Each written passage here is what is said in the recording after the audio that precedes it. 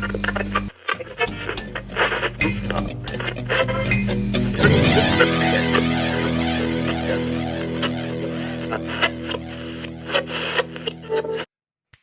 and thanks so much for tuning in and checking out these series of interviews that I'm having with media professionals as well as academics in the field of the media industry, film, television, advertising, music, games, social media, journalism, and so on, in relation to the health and well-being of its workers, its professionals, its practitioners. My name is Mark Deuze. I'm a professor of media studies at the University of Amsterdam. I'm doing these interviews in the context of the publication of a book that I've written about all of these issues called Wellbeing and Creative Careers, out with Intellect Publishing in the UK.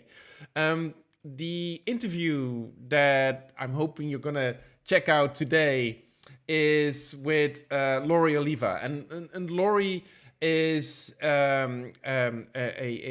she leads the research, innovation, service design and delivery at Help Musicians UK, a British organization, well over 100 years old, well-established organization that is all about supporting musicians, music workers across the British industry. Help Musicians has a sister organization called Music Minds Matter, specifically focusing on health and well-being. They collaborate and are involved with numerous organizations, media organizations, charities, professional associations, unions, the Musicians Union, for example, to promote, to do research, and to advance the careers and health and well-being of people in the sector in the UK. Our interview talks about the significance of the discussion around health and well-being of musicians and music workers, the relation between that and the precariousness of the work, right? The lack of often of fair pay, the difficulty to plan and anticipate your work and your career in this industry and how to find agency in all of this, the stigma or double stigma associated with talking about health and well-being or struggling with something that you do out of love. For example, the significance of struggling in the industry, because it is always, that struggle is always a double whammy, right? It impacts you emotionally because you are passionate about your work in the industry and making music and turning your creativity in a career.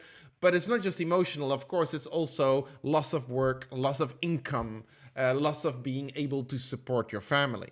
So that double whammy clearly sharpens our concerns in all of this.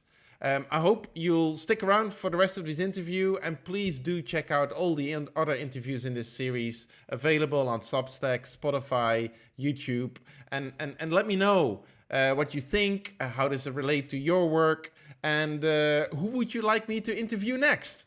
Because I'll keep on doing this. Thanks so much for tuning in. Again, thanks, and maybe just to get us started, can you tell us a little bit about how did you get it? Because Help Musicians in the UK, I mean, it's very different from organizations in other parts of the world. It's an old organization, right? It's over 100 years old. I mean, it's been doing incredible work for such a long time. Can you tell us a little bit like how the organization got on your radar and how did you get involved with the work that Help Musicians is doing? Yeah. I didn't prepare for this question, but I'm happy to answer it. But yeah. Sorry, I caught you off guard. Right? It's not a gotcha interview. Pardon? It's okay. Well, yeah, we are Help Musicians. So, as you say, we're more than 100 years old. Right. I clearly, hopefully, am not. So I've only been with the charity a couple of years. So joined 2 years ago, 2023. Funnily enough, and this goes on to actually some of the changes we're trying to make and the impact we have as a charity. But I didn't know about the charity before I kind of took the role and was approached about the role. So my background is in health service design and community participation, all of that kind of thing. Right. But in all of that work, I've always kind of seen the value of the arts and creative industries really broadly to all of the outcomes I might have been trying to achieve. Good health, good, healthy economies in communities, connected communities, inclusion, belonging for people. So I've always had an interest, but because I'd always worked on the kind of social research, social change, service design side, hadn't thought I'd move over. So when this role came up in the very modern way of LinkedIn, of course, I was absolutely delighted because I could see a way to bring those values and those skills into, into the music context. And there is that alignment because, as you say, we've been here more than 100 years. And while we're always changing and evolving what we do, our kind of core DNA belief in the critical power of music and the value of music to society and therefore to the people who create it is still what drives us. And I felt a very strong connection to that. So I came here 2 years ago and haven't looked back. Well, that's good to know. And I mean, from this position, and I appreciate that I'm looking at this, from another country and from afar and from a sort of academic perspective, but it certainly looks like in these last couple of years, Help Musicians not only has undertaken a lot of different programs and initiatives, some of them brand new, but often and perhaps increasingly so in partnership with other organizations. I mean, of course, you got your sister charity, Music Minds Matter. You're launching this In Tune program with Performing Rights Society and the we British. don't own that one, I meant to say. Sorry? They're just In Tune is one that our partners do. We're not part of it. I'm just a champion. I think it's great. Still, we have many others, yeah. it's indicative of what is happening in the sector, and that there's a lot of I mean, you got the Change to the Tune campaign, right, with BBC Six. Yes, yeah. I mean, several career accelerator programs specifically from minority groups, right? So there's a lot going on. It seems, again, from afar, also as I compare it to my country and other countries that I've done research in, quite ambitious. How do you, I guess I'm asking you also, how do you make that work? Because that seems like a very ambitious agenda. And what does all these programs and partnerships, I mean, can you tell us a little bit about them and how that furthers the agenda of Help Musicians as an organization? Yeah, definitely. So I would say that approach to taking up new opportunity to address the needs musicians have now and doing that wherever we can in partnership with others is also part of our DNA. So, I've mentioned a few other things that are part of our history, our care for musicians, our love of music, but I think that need to be part of a wider ecosystem and community is very much in our organizational identity.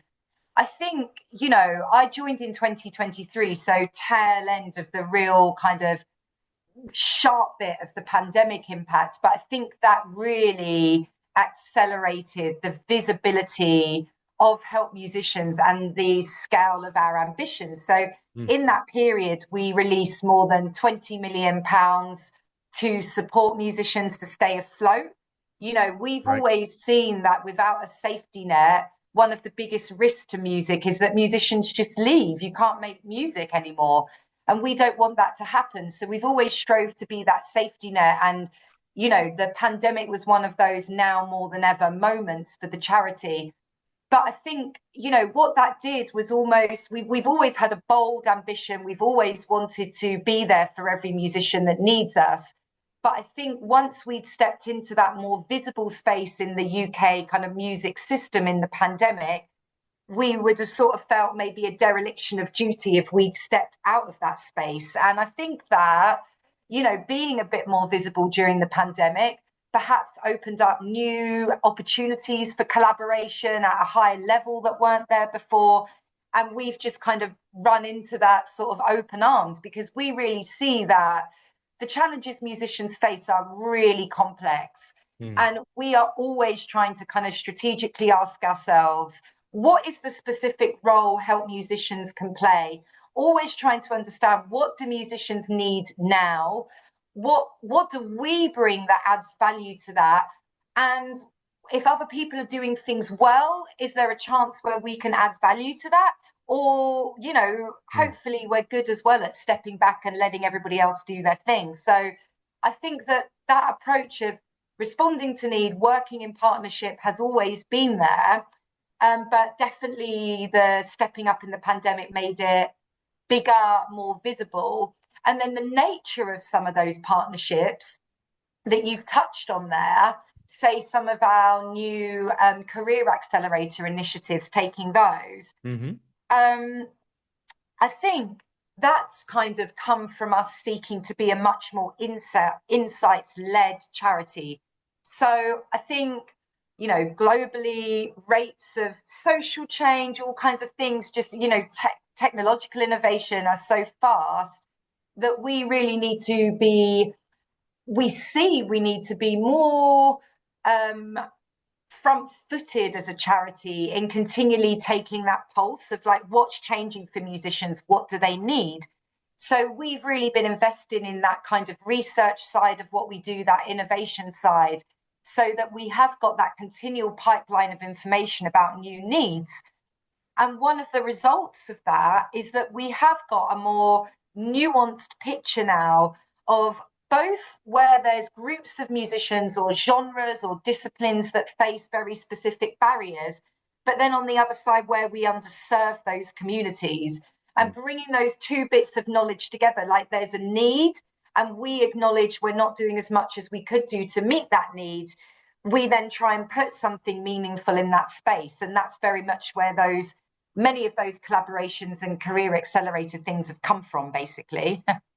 Yeah, I mean, you just mentioned something, and I've read some past interviews with you, and you make this comment, and I think it's really powerful. I would love to ask you a little bit more about it, about the need for the entire music industry ecosystem to sort of to be aware of itself and each other and to work together in order to and because I don't know, I mean, from where I'm, you know, looking at musicians or music workers in general, or filmmakers or journalists, the beauty of these professionals tends also to be a bit of their weakness, is that they only focus on the story that they are telling, and that they sometimes forget that they're part of a larger, like you said, ecosystem or field or world of distributors, and where money comes from and who pays the bills, and you know, all the other stuff that facilitates you telling that story, making, you know,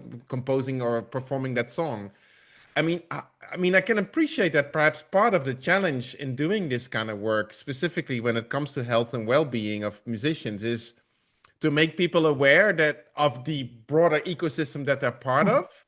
Is that a fair assumption that I'm making, or what would you say about that? Yes, definitely. That sounds like something I would have said, because I'm obsessed with systems change. So yeah. So I think, you know, I always really like this idea of kind of activation, like giving people those enablers to, you know, fulfill a purpose, whatever that would be. And I think, as I've said, I think the challenges that musicians face now are honestly some of the challenges that musicians have faced since the charity was founded. But I think they're navigating them in a more complex set of social and economic circumstances. And the more complex problems become, the more important it is that we sort of take that kind of ecosystem approach and help individuals navigate that system. And I think that for us as a charity, that links back into what you were saying about partnership. So we are trying to activate musicians as individuals to empower them to have that insight and tools to build a career that feels creatively fulfilling, but also financially sustainable. Balance that. We want to empower people to make that balance because it's a really tough balancing act. But we also see that we need to play a role in activating that ecosystem around them and giving all of the individuals and the institutions, organizations that impact musicians, both creativity and their earning, the information and tools they need to contribute to musicians being able to keep making music. And that is around kind of really understanding, musicians' health needs, their career kind of structures, and the impact of some of the financial arrangements for musicians and pay and things like that. And I think that we really see that partnership and collaboration element as so vital in a kind of achieving that more community activation and that change in the kind of seas that musicians are swimming in, if that makes sense. Absolutely. Yeah. No, that makes a lot. I mean, it's like you said, it's complex, Yeah. but incredibly important. I mean, when it comes specifically to health, mental health, and Yeah. well-being, of course, Help Musicians has a sister charity, right? Music Yes, Minds Music Matter. Minds Matter.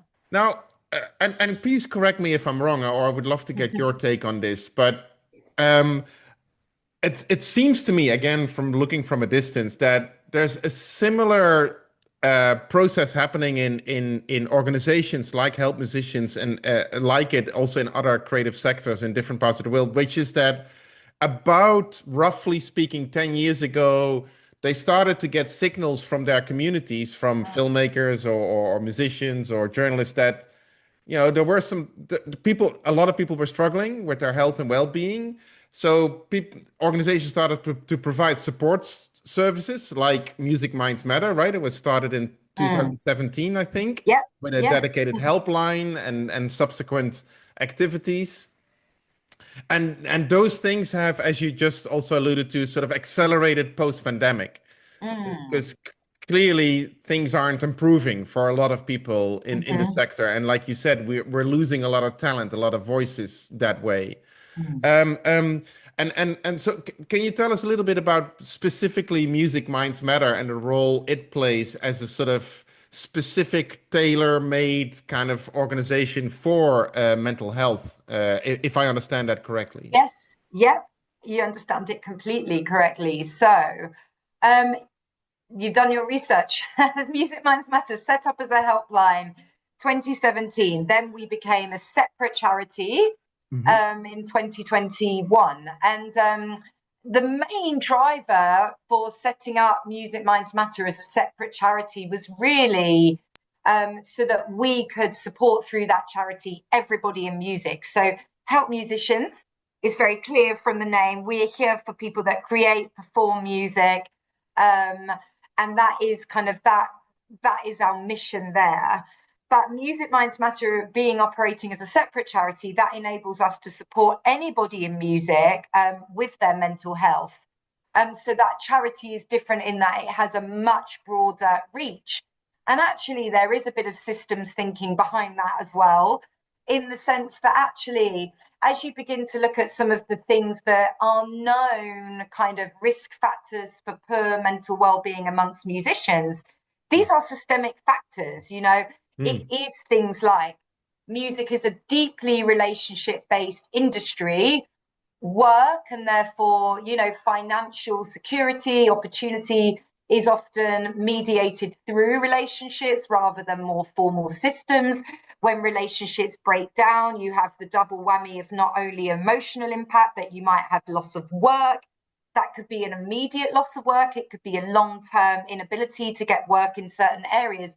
So, that's just one example from the industry. But that relationship-based nature of music, that applies wherever you work in music. Whether you are creating and performing, whether you're an artist, whether you're an engineer, you're a promoter, you're an agent, you're a booker, you're working in live, you're working in, an office somewhere. actually those ways that the industry works are there. They affect everybody in this world. Right. And so we really see that actually trying to change one little thing over there for one part of that won't allow us to have as much impact as actually saying, you know what, let's work with everybody. Let's try and uplift everybody. And by doing that, as we kind of, as I say, activate that kind of wellness in different people, hopefully, we create a healthier kind of community overall. Yeah, I mean, again, it's such an ambitious and powerful agenda. I mean, like so much respect for the work that you're doing in that sense. And you mentioned earlier, and I think that's what enables you probably to have this perspective is like this is an insights-led organization. I mean, the research that Help Musicians consistently commissions really feeds into this kind of work. And I mean, when I look at that research, I mean, surveys among musicians, among music workers, the musician census. I mean, at least again, from what I could find, I could trace it back to about 10, 11 years ago. First surveys that specifically would ask about well-being and coming back with some pretty powerful numbers, right? With the majority of musicians are suffering from depression at times related to the work, problems with alcohol, struggling with, the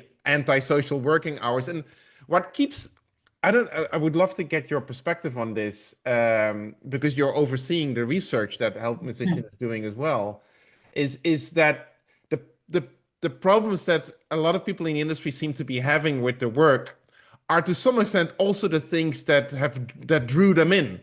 Right? Yeah. I mean, you're like if you're struggling with antisocial working hours, well, I mean that comes from gigging and touring, which is the thing that any musician would love to do. And I mean, I play in a band. We just did a tiny little tour, and I was exhausted after 2 days. So let alone, Yeah.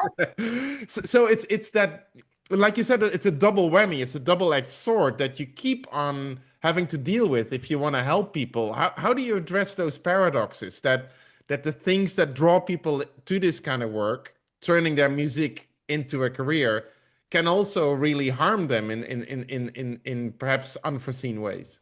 Yeah, that's a really good question. I think what part of what we're doing with our research is, all of what we research is always started by a thread that we notice by working with thousands of musicians every year. Mm, So we will pick up something, a trend, a worry, something happening, and we will try and delve into that and understand it better.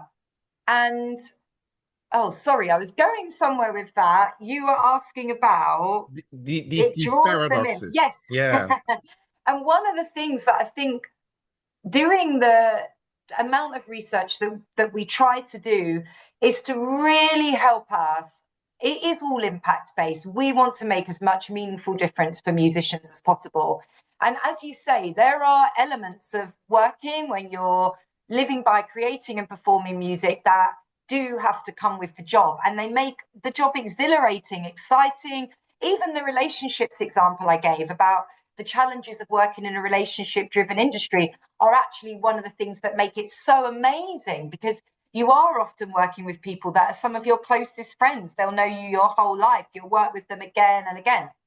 Right. And so for us, understanding and talking with musicians all the time is always separating out, almost like those circles of control. Mm, So actually, there are certain things that you need to do. Like, we work with DJs who have to work a lot of, overnight working, they're touring, all of that,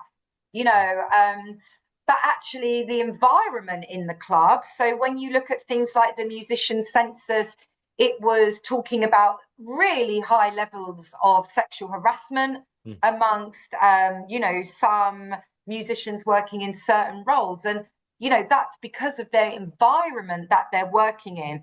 So the research is helping us understand, okay, what are the bits that musicians and we alongside them can influence and change? Like every job, even my job, I'm not out there on stage doing anything like that, has its unavoidable moments of stress and pressure. Sure. But in most situations, most work, there are things that we can change and address. And so for us, part of the research is trying to point out what are the things that don't have to come with the territory, you know, and actually, if we can bring those to the surface and try and change some of those working environments, give musicians the tools to kind of go out and try and change some of those things, that's great. But then when we're working on the individual level with musicians, actually, even at that level, you know, part of the purpose of our career development work is to try and empower musicians to have that more agency around the choices they make with their career. So actually, yes, you do have to do the night working, you have to have your networks, you have to have these things. But are there ways that you can make decisions about how you sequence your work, structure your work, what opportunities you say yes and no to at any given time? If we can equip you with more knowledge and understanding and to have that foresight about those decisions, then hopefully you can have that bit more control and avoid that tipping point of things where, you know, it does start to have an adverse impact on you, you know, if that made sense. Absolutely. No, thanks for that. I mean, I mean, your focus on agency reminds me on something again that I picked up from an interview that you did last year, I think, with Far Out magazine. You said something there that really resonated also with the research that I've been doing, and I would love to hear a little bit more about it. When you gave an example of, like, you know, how can you have agency as a musician in this incredibly complex system and sometimes paradoxical system, right? That you're passionate about what you're doing, but you're also noticing that you sometimes really struggle. And you said that a real superpower is your ability to spot the signs that something might be going wrong. And to me, that, I mean, a concept that I've been learning a lot about is I think it came originally from Australia, is this notion of mental health literacy, which Yeah. is, of course, understanding your own, like, what are your triggers and everything, but especially understanding when something could be going wrong instead of being too late, either with yourself or somebody else. Is that something that your organization is working on? That kind of, like, informing people and making them literate in a way, in that sense? Yeah, definitely. Yeah, it's definitely a concept I'm familiar with. And as coming from a kind of health service background as well, it's something Right. we look at there a lot, health literacy. And I think, you know, it for us, it's especially in Music Minds Matter on the mental health side, building mental health literacy across the music industry is absolutely one of our goals. Right. So we try and kind of operate both in that space of making sure when someone does have a problem, when they notice that they can get to the right help quickly. But Hmm. also we want to work kind of upstream, sort of actually trying to prevent those problems before they occur. And across all of those things, you know, that literacy, as you say, understanding oneself is absolutely critical. So understanding, going back to what we were saying as well about stress and pressure, like when you're operating in your tolerable zone of stress and when you've absolutely reached the limit, you know, Yeah. and Yeah. noticing when a bad day is a bad day and when you actually can't get yourself out of this and you need someone to support. Mm. And what we really want to do is help people notice what's happening for them earlier on all the time, before things get more challenging, because then things become more difficult and timely to unpick with them, and it has a greater adverse impact. So we're absolutely trying to build that literacy. But I think one of the things we're really aware of is that you sort of touched on it, like a lot of what actually contributes to poorer mental well-being in music is sometimes seen as kind of part of the job. So Mm. for us, Mm. we've got a program, for example, called Check Your Levels, which Right. is about kind of understanding the things that impact your well-being. And for us, that is kind of mental health literacy by stealth. Mm. But because we have been finding that when you go out and sort of say, oh, you're anxious, this and that, the people that are familiar with these concepts and recognize it will come forward and seek help. But actually, the way, we've been talking to people in music about mental health for such a long time, and what we've really picked up is the way that most people will talk about the things that are impacting their well-being are very issue-based. It will be about money, relationships, how completely burnt out they feel after festival season, how they need to have a drink after every night shift to get to sleep and switch off, and suddenly, lo and behold, they're not comfortable with their relationship with alcohol anymore. It's very situational. So when we're trying to talk about mental health literacy, we try and do that in a way that is hyper music focused, and saying actually all of these things that are part of the landscape of your daily work in music are about your well-being, and this is how to understand what's going on with them and do something about it. Yeah, that's so. I'm sorry, I had to laugh. I mean, it's very serious what we're talking about, but the check your levels campaign, it so reminds me of, Spinal Tap. Just make sure that your levels don't go to 11 when it comes to Yeah. this. Well, that's the message. I mean, that's basically the message. Yeah. Everything else is fine at 11. This is not. Yeah, yeah, Yeah. yeah, yeah. That's sorry. I just couldn't No, help you're right. myself there. But yeah. Well, and here's another thing that the work that help musicians is, well, maybe before I get into that, the question of, like you mentioned, money and income and fair pay, which is of course a really crucial issue across the music world. Um, maybe a little bit like you joined Help Musicians in 2023, coming from a variety of other organizations, and being involved in health services and community organization, all that kind of stuff. I mean, how would you assess the ability, the culture of specifically the music industry in its ability or willingness to talk about these kind of things? Because the reason why I'm asking, you mentioned it just now about, the conversation that's happening in the industry, and one thing that I'm learning from a lot of different creative fields is that beyond specific policies and programs and actions, a real hurdle that a lot of organizations still have to take is sort of overcoming taboo and stigma around this conversation. That the conversation still feels a bit scary to a lot of people in creative fields for a variety of reasons. I mean, how would you assess that in the work that you're doing? Yeah. Well, I think before I sort of talk about where music is at with these conversations, I would say I think there's almost a double stigma around this in music. Hmm. There is still a kind of, we're getting better, I think. Well, I always think we're getting better. Than someone in the public domain will say something that makes me think we haven't got better at all. And there's been a couple here Yeah. recently in the UK, but I think generally we're seeing that more conversation is happening, more awareness, less stigma as a result. But that is still there, that perspective, some of those stigmatizing perspectives around mental health. And then I think what you have in music on top of that is a stigma around kind of not being able to cope, not being able to take the pressure, and a fear of taking time out of work. And I think especially the latter really affects musicians creating and those kind of actually creating and performing music.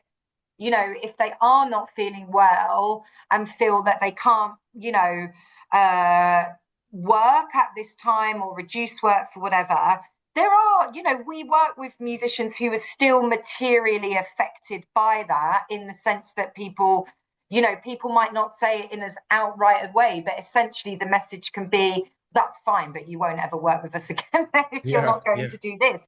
Mm. So the stigma anyway around mental health has got that kind of double thing of, there's always someone else to do the work in music. So, if you do need to step back, if you feel burnt out or under pressure, that kind of, actually you don't want to lose your seat at the table, so you just kind of keep pushing yourself through, and then we end up with like presenteeism and Right. things like that. So Yeah. we have that extra challenge, and I think that's the same in some other creative industries. And I think, I mean, as I say, I've only come to help musicians 2 years ago, but I've been listening a lot, and both our leadership in the charity, but also we've got an amazing board at Music Minds Matter, who between them have decades and decades of professional experience in all different parts of music. And they are very, we're very fortunate that they're very engaged, and certainly their perceptions of what's happening in the wider kind of music environment shape, inform what we're doing as a charity. And I think the perception I've picked up is that things are changing for the better in terms of the visibility of conversation and people starting to follow that conversation with more material commitment to providing mental health support. So whether that's labels that are investing in wraparound wellbeing support for the artists, we have, various people like labels, publishers at different levels have been proactively starting to approach saying, how do we refer people in when they're worried about them? So that's really great. And it's great to hear and see that the visibility and kind of volume of those conversations is turning up. I think maybe where we would hope the conversation would go and where we want to try and bring our support is, yes, making sure everybody is investing in that well-being support as part of the way that we support musicians and each other and everybody in music. But actually, beyond that, how do we create ways of working that don't make us so unwell in the first place? Right. Yeah. And as you've said, some of them are part of the territory, and we wouldn't want to remove any of those, wouldn't want there to be no nighttime economy. That would be catastrophic. So, that's not what we want. But what we do maybe want to explore with our partners across music and the people in music that we work with is, where are those points of influence where we can start to work in different ways? And that can even be as simple as the way we structure shifts, work structure, things like that.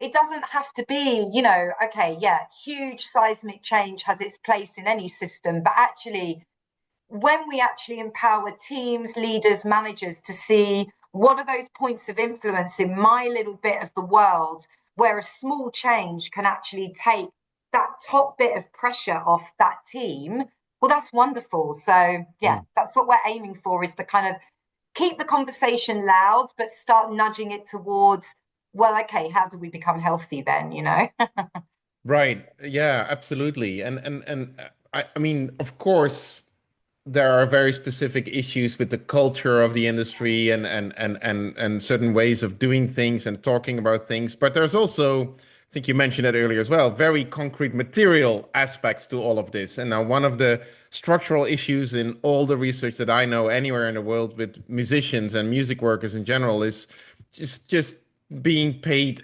excruciatingly poorly for their work, right? The percentage of musicians that are able to make a living off their work is so much lower than in any other creative field. It's fairly striking. And in one of the reports of Help Musicians about this, I was really struck by this term that was introduced not as a cost of living crisis, but a cost of working crisis, right? That you pay a price, quite literally, to be working in music.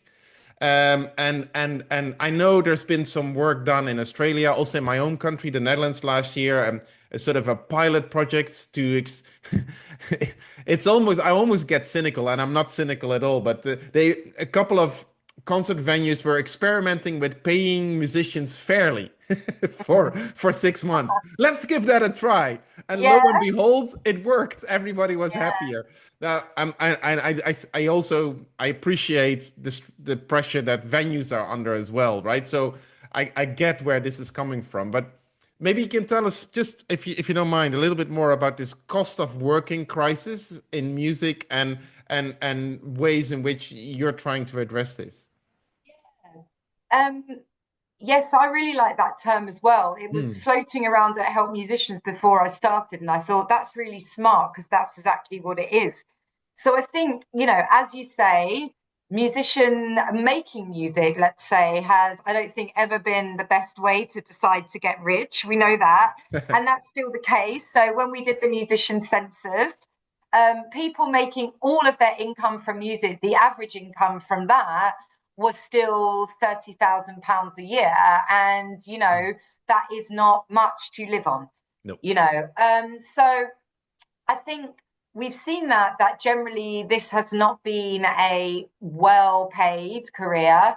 And then on top of that, last 5 to 10 years, the cost of everything that you need to do your job, creating, playing music, has been going up. I would potentially say nowhere more so maybe than in touring, especially kind of international touring outside of the UK. That's a huge issue for musicians. And, you know, that's not just the artists, but everybody who relies on touring as income, you know, session musicians, the crew, everybody. So that's not, you know, this is the thing about the ecosystem. The issues that affect artist pay will affect everybody around them, that whole team. So all of these costs have been coming up. And actually, another thing that came out of the census was those the cost of being a musician is a barrier to working in this industry, whether it's the cost of the equipment you need, the cost of traveling to work opportunities, the cost of skills development and training that you might need. So say you want to start self-producing, you need equipment, you need to know what the hell you're doing. There's all these things. And actually, given, you know, the vast majority of musicians are freelance, there is no HR manager I can turn around and go, oh yes, so for my personal development budget this year, I'd like X, Y, and Z. This is not what anybody has. Right. So actually, you know, this cost of working are musicians not having the money to pay for the things they need to keep having a sustainable living. And, you know, so do I have the equipment I need? Do I need the instruments? You know, we don't want anyone to get to the point where they have to sell an instrument to pay a mortgage, you know, or rent. And that's why we do provide a kind of safety net there when musicians can't work because of injury or illness. We want to try and help keep them financially on their feet. But absolutely, I mean, you help musicians started speaking about that a couple of years ago now, but we have not seen that go away. We are still in the middle of the cost of working crisis, and we still support thousands of musicians a year, especially on our career development side, who are literally prevented by making an income because of the cost of making an income in music, you know, which is well, it's just absurd, really. Yeah, I mean, one thing that was a real eye opener for me, I wonder if this has makes sense to you, is I was speaking to Laurie Rubenstein from the Behind the Scenes Foundation in the United States that supports crews in film and television. And she was saying that one of the more popular and more important services that they provide now, as compared to 10, 20 years ago, is actually helping people transition out of the industry. Because she said what we find is that despite them not being able to earn enough money to earn a living, people just keep going because they believe in their creativity, they believe in the industry, they believe, you know, they love what they're doing, to the extent that they're burning up their savings. They can't afford that. They move to increasingly unhealthy ways of living in order to just keep doing what they're passionate about, and that becomes so dangerous that Yeah. they now have developed this whole sort of approach to help people to realize that, you know, that skill set that you have can be applied elsewhere. But that's so hard for people to acknowledge. Does that resonate with you at all, or because it's, yeah. Yeah, well, we don't provide a service like that, but the need does resonate. So the health and well-being side of our services has been here. That's our original thing, more than 100 years. Our career development work has only been the past couple of decades. And that has really come out of really seeing that a lot of the work we were doing, you know, when musicians did say have injury and illness, they can't earn for a period, we're going straight off a cliff financially. And we were sort of curious about what is happening here. How do we set up musicians to not reach those crisis points, you know, financially, it affects them, a family, everybody, and they end up leaving music. So our career development programs are real, you know, the core aim of that is to enable musicians to have a sustainable career. And I would say the bit that resonates with me around how we approach our services is setting those realistic expectations with musicians. So we do give some investment to musicians to support them with, you know, recording, releasing music, very practical things like that, other things as well. But we always couple that with business advice, with career clinics, with business skills training. And that is to help musicians set, hopefully design those really realistic and sustainable kind of career pathways for themselves, and make, you know, intentional decisions about the role of other work around their music. Because, you know, most musicians we're working with are doing other work outside of music, and that is necessary. Right. Because of the landscape that we have in the UK and in many other places as well around, as you say, the creative industries generally, and where that's at. But I think where we're at the moment is our mindset is to try and keep careers sustainable, empowering musicians to understand what success actually looks like in music, and try and find that balance of creative fulfillment and financial viability, which is very difficult. And we would certainly try not to let the musicians we work with, or we try and support them to stay away from those edges and that line of thinking that is like, if I just work hard enough and make enough sacrifices, one day I'll turn the corner. Right. And we work with some incredibly accomplished musicians, you know, life, you know, they've worked for decades. They have had a career that you would think any musician would be proud of. But even there, they're not reaching this promised land of fame and riches, but they are fulfilled and they are meeting their financial needs and those of their families. So there's a way to do that. But I think some of it is cutting through this myth of you're waiting for this big moment, or you have to sacrifice to kind of pay your dues up front and then it all comes back to you. Like, actually doesn't, and relying on that will not set you up well. So how do we change? How do we help you have that different relationship to what a career in music means, so you can make those intentional decisions about your creative control and your income? And yeah, maybe one day we will get to helping people exit. I'll have to moot that one with our CEO. Well, I mean, it's in a way beyond specifically helping people exit. I mean, to me, what you're saying, what really resonates is that rather than or helping people to realize that when they turn their creativity, their music talents into a career, it is a career. It's work, right? It's not this romantic. Yes. Right. It's also just a profession, and you need to have sort of realistic goals and be professional about achieving them. That resonates very powerfully. Sorry, just yeah. No, I was only going to say this is what you just said is really interesting, because we did this. We have something called the Insiders Forum, and every 6 weeks we meet with usually between 8 to 12 musicians, all different genres, backgrounds, and we ask them about an issue, because we just really want to be having continual dialogue with musicians, because that's who we're here to serve. Right. And our last conversation was about brand. And actually, I had made an assumption that all musicians, generally more musicians, had a kind of antagonistic relationship with having to have a brand. But these days, you know, that's part of the reality for many musicians, especially those that have more of an artist role, perhaps. But what came through was actually how having a kind of brand as an artist actually helped them get that separation between them professional self as a musician and them as a person, and the brand as being almost the mediator of those two sides of their identity, and still playing their instrument or developing their craft for their own self within that side of their life, but then the brand almost being this dividing line with what goes out under that is what I make money from, and I can make intentional decisions about what of my creativity or my dreams I will compromise to make a living from that and protect this other side of me.